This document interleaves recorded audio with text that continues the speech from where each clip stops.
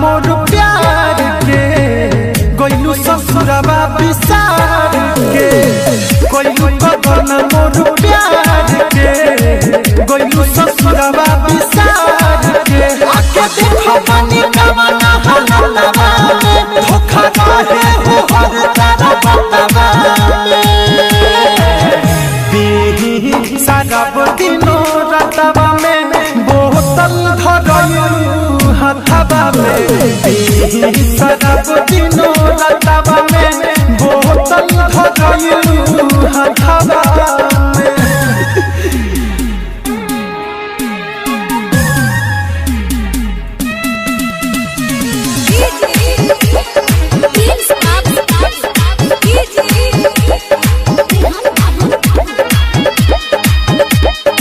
तू तो भूलल गइल का वादा सब काहे गइल प्यार नानी भइलू जब केतना अल कहि हम दुखड़ा हो दिल को के गइल टुकड़ा टुकड़ा हो तू तो गइल गलत मोर सथवा टेंशन दे दी हलो माथवा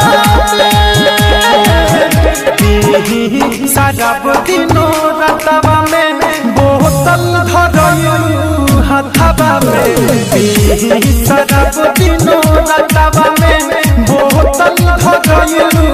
हथवा में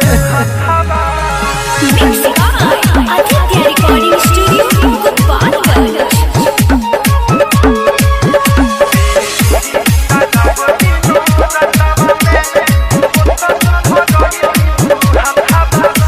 कहतनी सही सही हो तोहरे याद में डूबल रही हो कइलू तू फिकर ये जमाना के छोड़ कइलू दीपक दीवाना के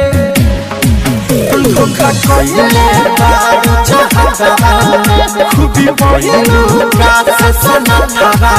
में